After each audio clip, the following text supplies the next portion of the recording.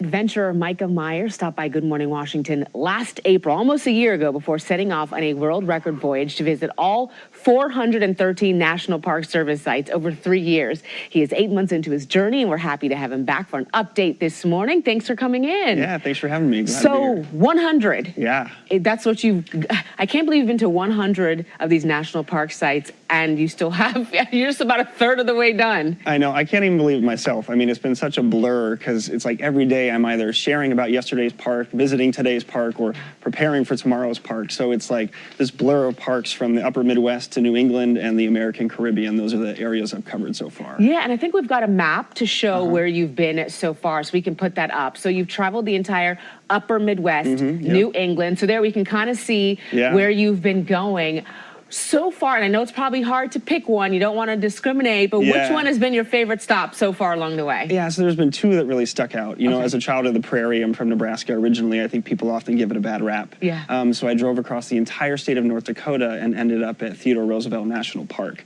And it's this amazing, you know, kind of canyon where the ground was carved out. And so you have this prairie that people think is boring, but underneath it, there's all these layers of geology. And so it was just so many stunning vistas. And I talk about it like if you ate a cake and just dipped your finger in the frosting, you'd miss a lot of flavors. And so I think when people overlook the prairie, they miss those flavors. Yeah. But on the total opposite extreme, growing up nowhere near the ocean, I got to go snorkeling at Buck Island Reef National Monument, which is off the island of St. Croix in the U.S. Virgin Islands. Oh, gosh. Yeah, and we went in December, too. So, you know.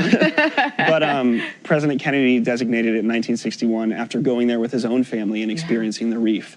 So it was cool to be swimming the exact same path that President Kennedy did before he designated this a national site. Yeah. Well, you know, we're starting in a year, and so many times people say, I want to travel more for their resolution or something they want to do in a new year. And a lot of times that's going outside of this country or going to other countries and going abroad. Yeah. Why would you advocate for somebody kind of staying within the U.S. and checking out sites at home? Totally. So I always talk about that you don't have to eat, pray, love in Italy, India, and Indonesia to have a transformational experience. I think one of the greatest parts about travel are the people you meet, not just the beautiful vistas you see. And we have so much to offer in our own country.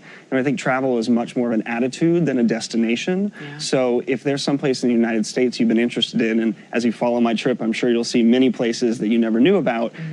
It's more about you and the mentality you put into it than the destination per se. Sure. Okay, so where's next on the map? I want you to leave here and head back out on the road in your wonderful van. Where will you be going to next? So this wonderful van does not have heating or air conditioning in it unless it's driving. And so it is way too cold. I'm staying with friends and family right now, but I need to get south quick. So January 11th, I'm headed to South Carolina, to Charleston, and I'll work my way around the Florida coast all the way down to the Keys, and even further west, there's a national park, and then back around the coast across the south. And then June 1st, I have Grand Canyon Whitewater donated a rafting trip so that I can raft the Grand Canyon. So that's my target for June 1st. Awesome. Well, that'll take about 6 months or so. So what have you learned about yourself through this process? It's been, I guess, like 9 months now? Yeah, I mean, a lot of resilience. It's been a lot tougher than I thought. You know, I think people see the beautiful pictures and they think it's just one giant vacation. I talk about it more in the sense of starting your own business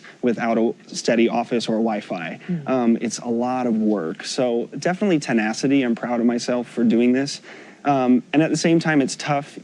You know, I've gotten to experience so many places I would never get to in my life were it not for embarking on this crazy journey and doing something that I say travel beyond convention. So just resilience and the splendor of our country. Awesome, awesome. Well, where can we follow you along on your trip? I know we see it on the shirt there, so it's tbcmikah.com, but what's your social media? Yeah, so everything is TBC Mikah. You can type it into Twitter, Instagram, Facebook. And if you want to support my trip, I am funding it partially through donations. People can go to my website and help out there, or I am still looking for corporate sponsors.